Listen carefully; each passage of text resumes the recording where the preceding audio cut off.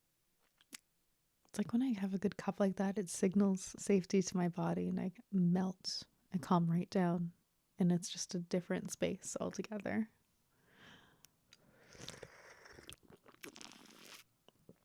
Love you, tea.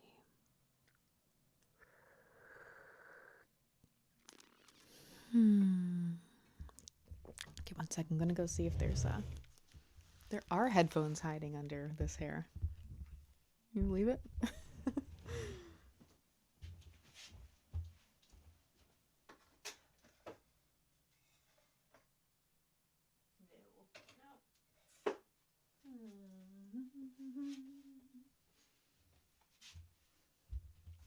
That's okay. I think they're. I don't think they're in this room actually. The crystals found another home. That peacock box used to hold a whole bunch of crystals, but apparently has been repurposed as a holding seashells box. Who knew? Not I. Who clearly would have been the one who did it. That's okay. I got seashells in front of me here too. I don't have crystals hanging around me other than hanging off of me. I'm a nerd. Did you know that? Oh yeah, because I start with the introduction saying I nerd out about tea. So you did know that. Look, pretty seashell. Well, I don't know. It's like there's like coral pieces like stuck together, and then here's another seashell.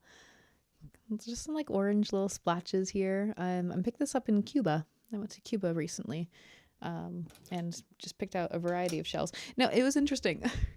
It was a bit annoying actually. I when I was there, like my first day that I went out into the beach, I got my thermos of tea and it was all set up, and on the beach I got a big palm tree. I got a palm tree leaf, and then I was setting my teapot and bowl all on there, and a couple little things as like little altar things.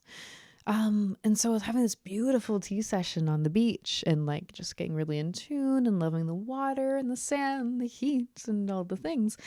And then I just kind of like walked over to, after like several steeps, walked over to the edge of the water and was just kind of in this like dazed glow of, joy. I don't know, just kind of like letting spirit drift me along. And then I looked down, and then a beautiful seashell just washed up right there at my feet. And I'm like, thank you, ocean. That's beautiful. I accept this gift. I love it. And then I looked kind of like to my right, and then there's another big seashell and another one. And I'm like, oh, well, that is just so lovely. Like, this is my seashell for the moment. Like, this is the one that I received at my feet. And I love going along the beach and collecting seashells. That has always been my thing since I was a kid. And, and especially, I mean, come on, my name is Rochelle. So yes, enough puns have been made of that throughout my life. But like, anyway, so I got that one, I picked it up and I brought it back, and then I incorporated into the rest of the tea session, and it was beautiful. And then I'm like, okay, like, didn't really go collecting that day, but any other day I wouldn't have. And they're just like totally weren't seashells, like going on, being pulled up on the beach by the tide. It was just like, just not one of those places somehow.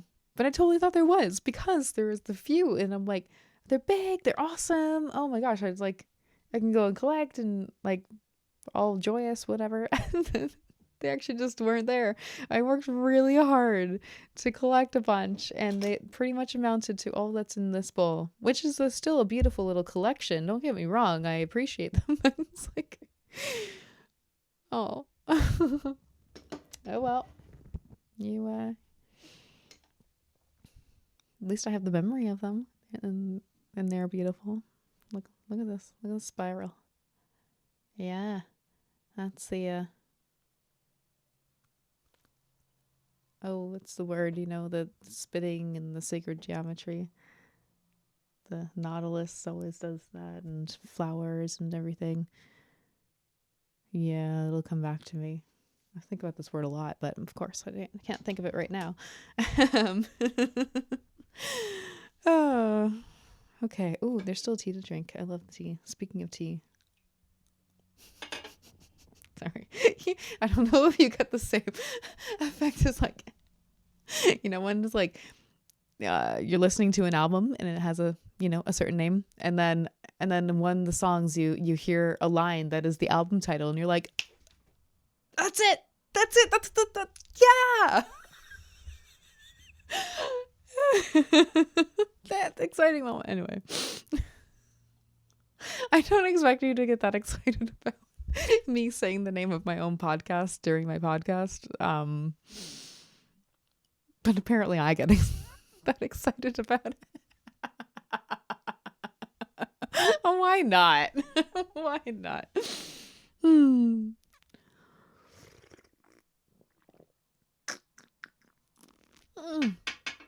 I'll admit that one, I steeped it a little too long. This is intense. There's a little more broken leaf in this one, which like brewer's tip, when you get more broken leaf, it is going to steep faster because there's more broken up parts. I don't know how to best explain it really, but for like the water to get into and draw the flavor out of the leaves, whereas when it's like a full leaf, it just has to work a little bit harder to get all like so much flavor out, so to say, because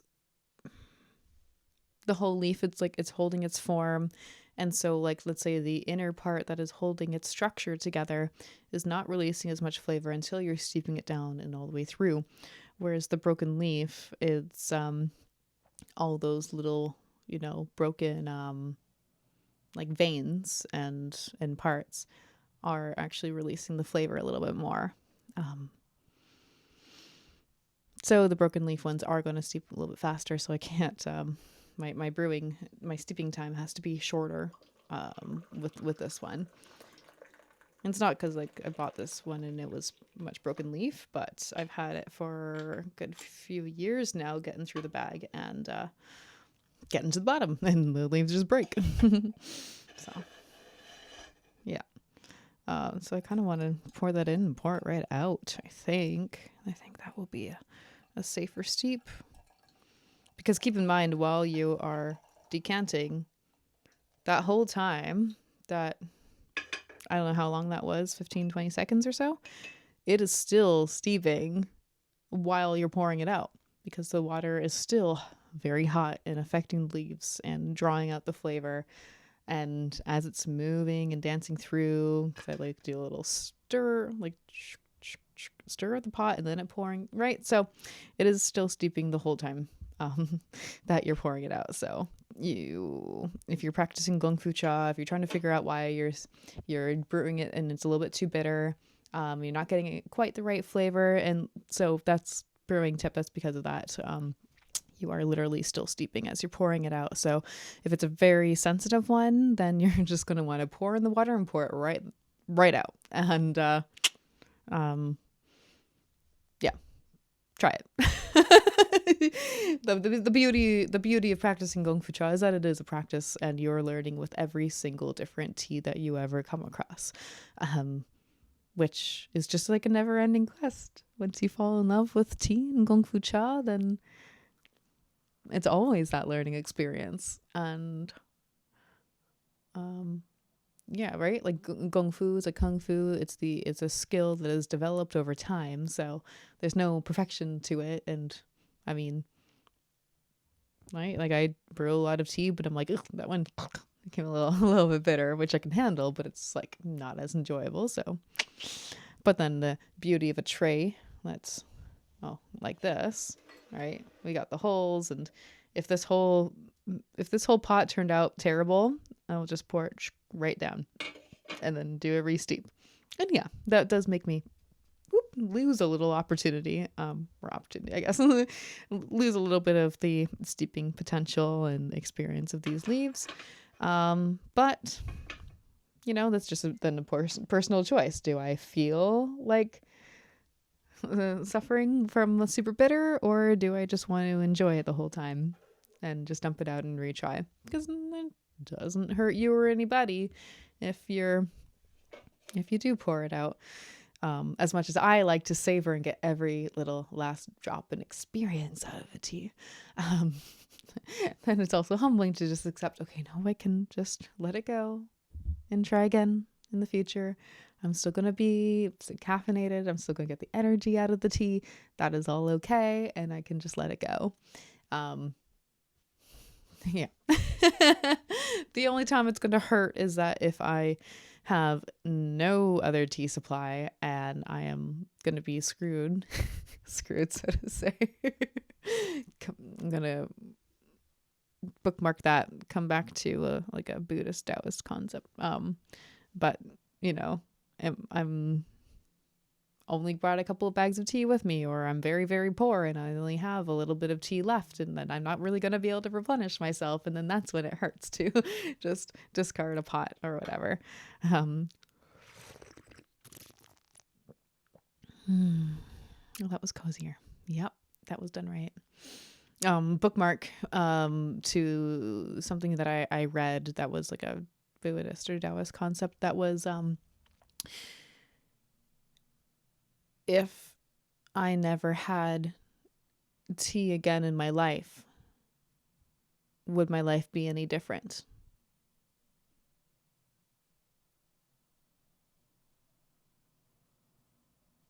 And so the question that poses is like, and I think it's like that, or it's something similar to that. Or if I never had tea, would I be different? I mean, I would be. But the way it's kind of maybe asking you to think is like, if I have gained so much love and wisdom from the experience of having tea in my life, and I never had it again, would my life be any different? I mean, I would personally, like, first thing thinking, well, yeah, I wouldn't be able to have my tea practice. I wouldn't have the sense of grounding and the love that it brings to me, the calmness that it brings to, how I perform, let's say, my life, and the lessons I continue to learn. I love to journal when I'm having tea. All these things, they would be gone and missing. But if it were just never there again, well, I have been changed by tea. I have had these experiences. And if I hold on to them in my heart and my mind and really embody the me that is me because of experiencing the tea, then maybe not.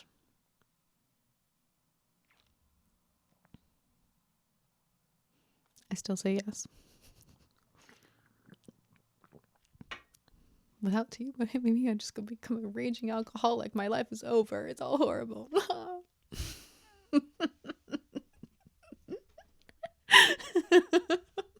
But would I ever stop making myself giggle?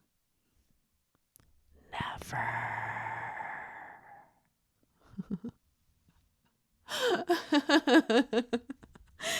That brings me to something I kind of wanted to share, that I was writing yesterday. Journal is behind me. Fantastic.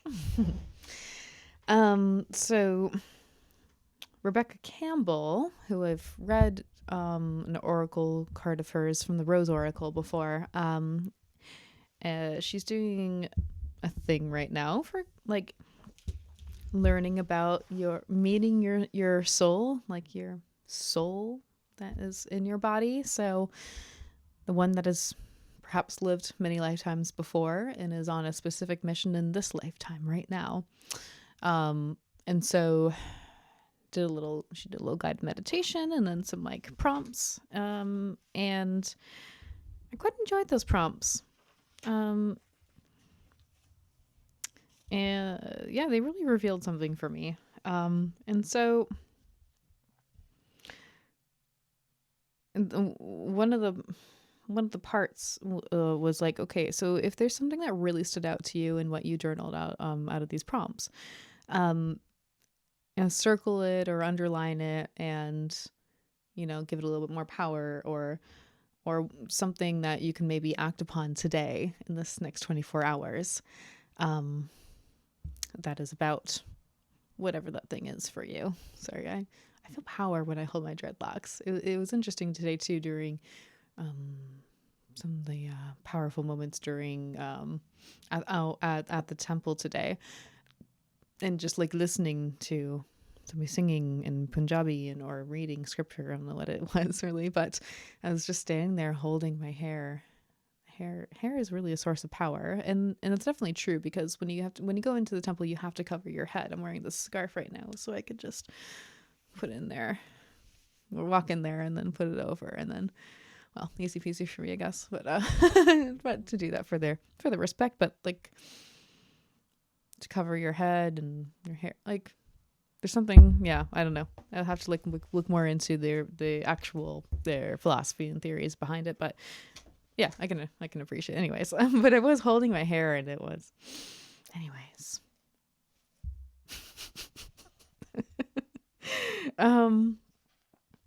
So something that I came to realize that is really a value of mine for what I'm doing with building my poetry coaching and mentorship program, or anyways, what I really find valuable is doing inner work and healing and education. These are things that I really care about. So, I mean, and that's especially working with mental health. And the thing is that I currently work in mental health services, but it's just different than what I envisioned going into it, which is fine. I have learned so much about people. I've been more grounded. I've like seen really life on the streets and addictions and real poverty and homelessness through working here, and like it's something I really needed to see and learn and experience in this life, and learning how to care for people. Oh my god. And yesterday the song Pressure came on, and it really spoke to me, because love's such an old-fashioned word, and love teaches you to care for the people on the edge of the night, and love dares you to change our ways of caring about ourselves. That really hit me. Dares. I think whatever teaches you. Love dares you. Love dares you. You know? So anyway,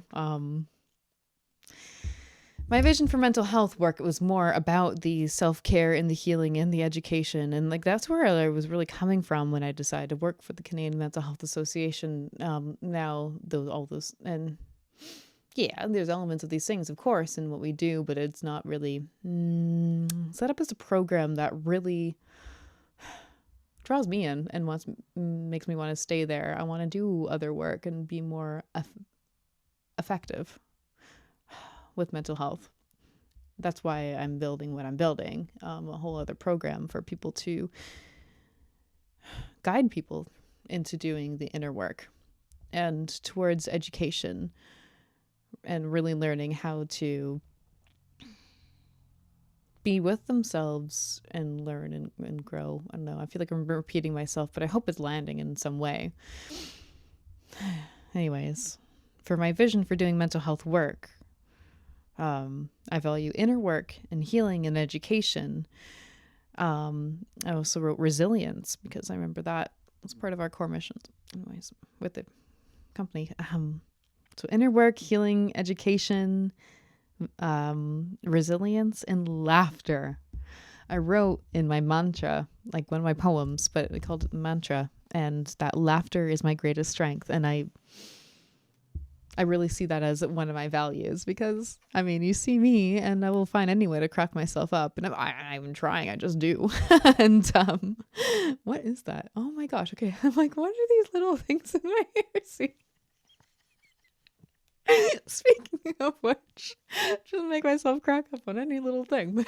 I mean, I've gone through so much crap. I've gone through so much hardship. I've gone through so much devastating depth of lacking self-identity and needing to grow into myself as a human being, and releasing the stronghold that negative energies, like negative people, have had over me, and find myself in the midst of all of it, and or people that I don't actually like really connect to as a person and as a personality and stuff like that. I have really worked to become myself over and over again. I really know who I am now. And you know what, one of my worst things with I had a really bad roommate back in it's kind of like late 2018, early 2019, and that really put me through absolute hell. And it really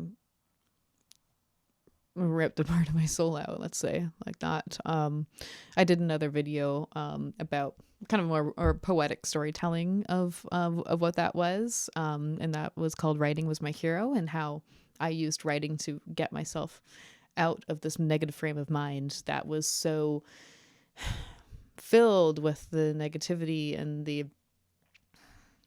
was just like a bombardment of all of her feelings and her thoughts and these things and ideas that like overfilled me, and then I lost myself in it, and I wasn't even allowed to be myself around her. I wasn't even allowed to like crack a joke. I wasn't allowed to laugh in her presence, and just like where I, I'll see things, and I'll listen, and I'll absorb, and I just like, it's not just to make fun of things, but the way I like to crack a joke is just like, I do it in such a way that it shows that I have heard everything you said, and I just find another way to turn it and help you to see the light and help you to crack a smile and laugh about it and just feel a little bit more lightness in your heart than when you went into that heavy topic.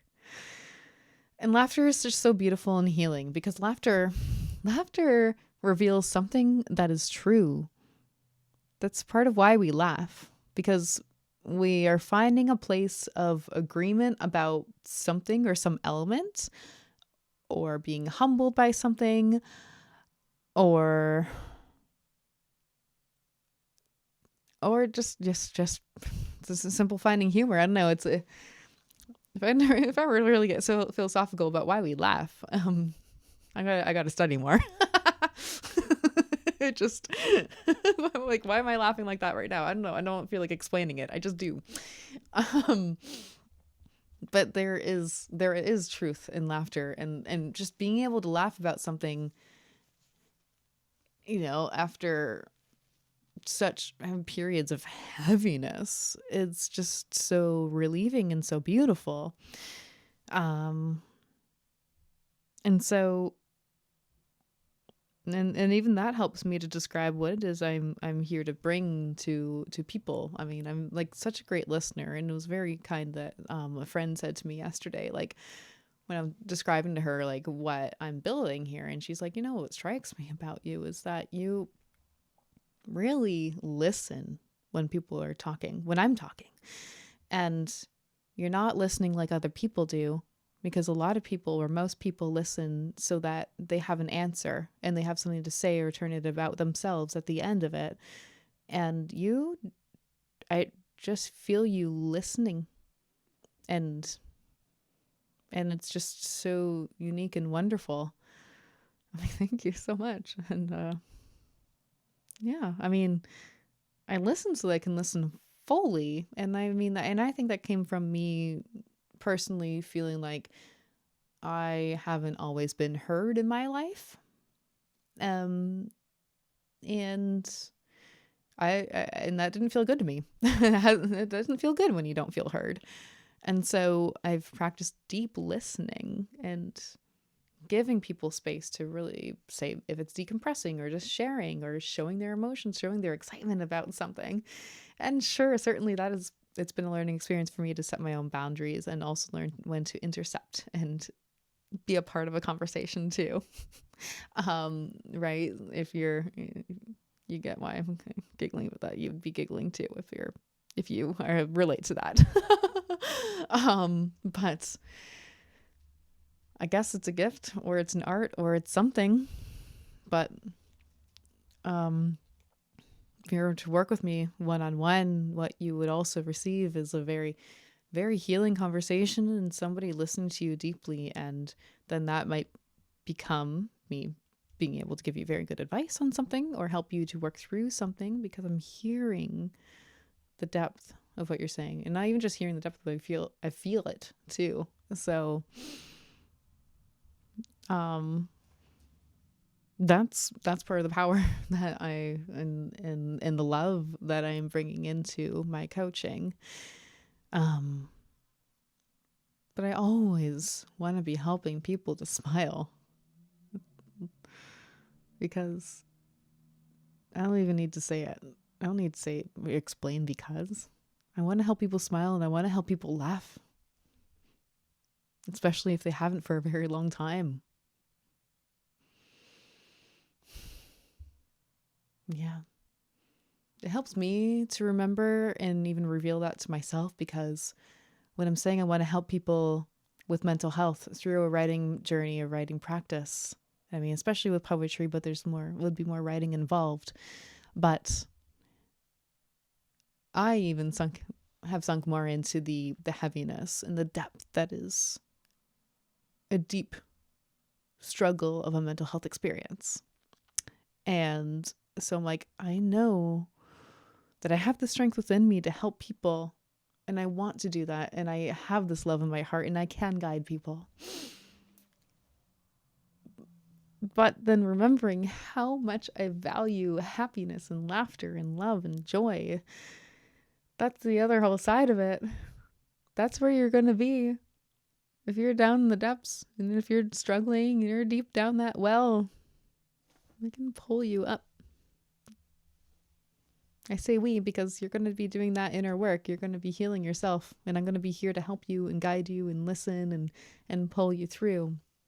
So we together will bring you back up.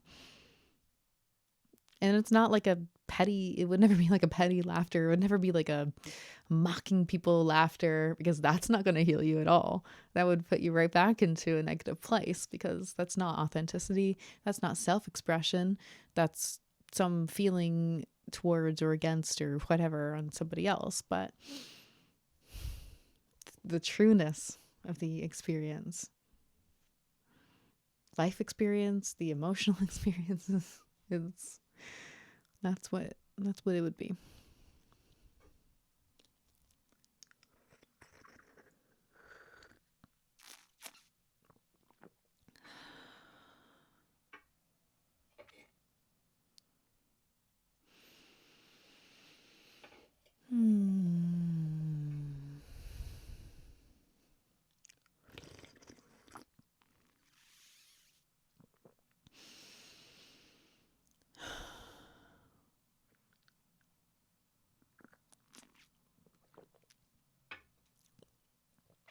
You wouldn't guess, but I was really ready for a nap before I recorded this. I mean, and I think it's some part of it because I'm still getting used to doing videos. You might be hearing this just as voice over podcast network if you're on Spotify or on Apple or on my website. But then still, I feel like if you were watching this on the video, you'd be surprised. Like, oh yeah, I was just ready. I mean, so I was going to say, as part of me, it might also be some part of my own resistance towards getting on the video and speaking and stuff, because I'm still getting used to it, and like that could have been part of why I was tired. But I was also just taking in so much. I mean, yeah, back to the Vaisakhi and being at the temple, it was like just being able to like be in a room. Well, we were outside a lot, but then there's also being in a room where we were eating and everything. But just like to sit and listen. Like, I've been thinking about oneness a lot lately, and then actually it was said today, like part of their beliefs is like we're all one, we're all together, we're supposed to look out for each other, we're supposed to be working together as humans. And then just to hear a totally different language I don't understand one word of, or like a whole room of people just kind of with their own conversations with each other, and it all becomes this like this beautiful white noise, and I close my eyes and I meditate, and I'm feeling that oneness in that all, I don't know, all these voices all become this white noise in a way, and it's peaceful, and I'm like humbled by having this plate of food in front of me, and it just, I was almost going to cry in there because I was just so filled with this feeling of love, this overwhelming love that is expressed in this different way, of this sense of community and this sense of sharing, and all these people who put so much time and effort and together to create this whole event, of all getting together to build the parade and gather together those who have, you know, learned the dances and learned the sword fighting and the drumming. Oh, there's a moment I'm like watching sword fighting and drumming. I'm like, oh, that's touch my little piratey drummer heart. It was great. Yeah, no, there's something so special about being in there. But yeah, just kind of realizing all that it took to create this moment. Just, I was, yeah, I was just kind of, it's not like I had tears in my eyes and I was holding it back, but it was just like this like feeling in my body, like probably sometime I'm gonna cry today once it's ready. But yeah. I was gonna read something that I wrote last night, and I'm not entirely sure, like thinking about it, like, oh, you know, it's not like it's like the finest piece of writing that I have to share, but because last night was the full moon, it was the pink, it was like a pink full moon, and then there's all these things about like there's like a lot of celestial events, what, like Venus and Mercury coming out of retrograde and moving direct. That's what they're saying. So if there's just been like this like confusion or like energy that feels like it's kind of setting you back, or like you're sort of got the stuckness or whatever, it's going to start to move forward and move smoother. And full moons are always a very powerful time for understanding your own energy and potential and everything. And I was definitely very prepared and feeling it. And I put my necklace out last night under the moon. I put my other one out. I wear this one, this flower of life with rose quartz. I wear it for 2 weeks in the month, the week before and after the full moon. And then for the other 2 weeks, I wear my other one that has a like a quarter moon pendant on it. That's an opalite stone, and then there's like opalite beads. It's quite designed the same because it's the same person who made these. So then I wear those for the other 2 weeks surrounding the new moon. And so there's the significance there. So I put both of them out under the full moon to get charged, and a couple other crystals. So I don't know. That felt powerful for me to do. Okay. Anyway, yeah, I wrote this last night, so it just feels like I want to share it. So, I am humbled now by the Great Spirit, the one that holds me, sets me in my place every time I have a new plan, idea, or insight. Something the universe tells me every day. I am worthy, I am enough, I am fulfilled. Do I always receive these words with gratitude? Not enough, but I'm learning to. My quest is to lead. This hasn't always been my power. I've led through participation. I dance and you follow. So it goes.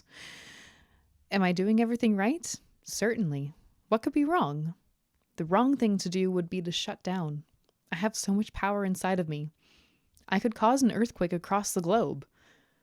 This power instead invites me to calm my body, move into a state of rest, integration. A massive shift is taking place. Time to sleep, dream, then really wake up. So hey, if there's any relevance for you, fantastic. But I don't know. I'm definitely feeling this call to leadership in my life, and yeah, it's nothing like what I've ever felt in the past before. And then I'm still in this like a little bit of, let's say, gray area where yes, I'm learning to be a leader and learning to grow. And eventually I do want to be running my own company. I want to have employees. I want to, help people really work in a field that is like more into their passion. And obviously I'm into my passionate and creative arts and healing and caretaking and all everything that I do. And there's tons of artists and just people in my life who I would love to really support their work and their passions and do it through something that I build, because I have this willingness to build and lead and run a company, I suppose. Yes. All right, so it's just so different for me because I've always been more of a sole proprietor. Mecca is what I do. This is mine. This is my art, and this is what I produce. But you can't do everything alone. And when I'm in the business to help people and do things for people and stuff, it's like it's a different story. Anyway, so it's best to have a team and have all this. So anyway, cheers to that. And cheers to everything that ever has been and everything that is to be.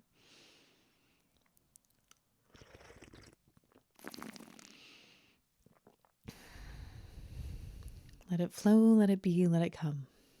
I'll do what I can do. I can only move forward. It is always an expression of myself. Let the divine light shine through me. Resist my fear. The path is clear. Make them shatter with love. Let the light be balanced by darkness. Hold a cup of tea and surrender to the void. Know that laughter is my greatest strength.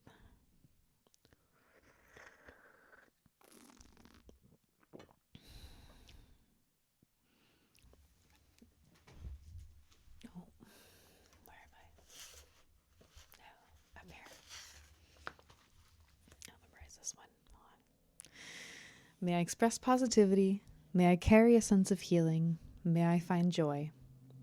Make the best of my time when I feel distracted. Remember how life is a dream. I appreciate my body as a temple. Awareness of my health leads to a cure. Allow myself to rest when I need to. My smile is a powerful force. I am deserving of happiness. The rose petals of my heart soften from metal armor to the gentlest of flowers.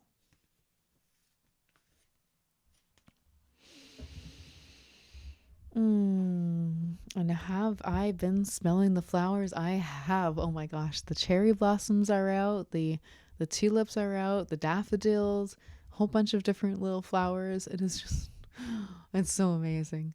Oh, I was checking out my fig tree, and I think there's tiny little sprouts that are coming up. I got a plant in my bathroom that there's now finally new leaves. I was starting to really wonder if it was ever going to grow some stuff after I cut back some old dead stems.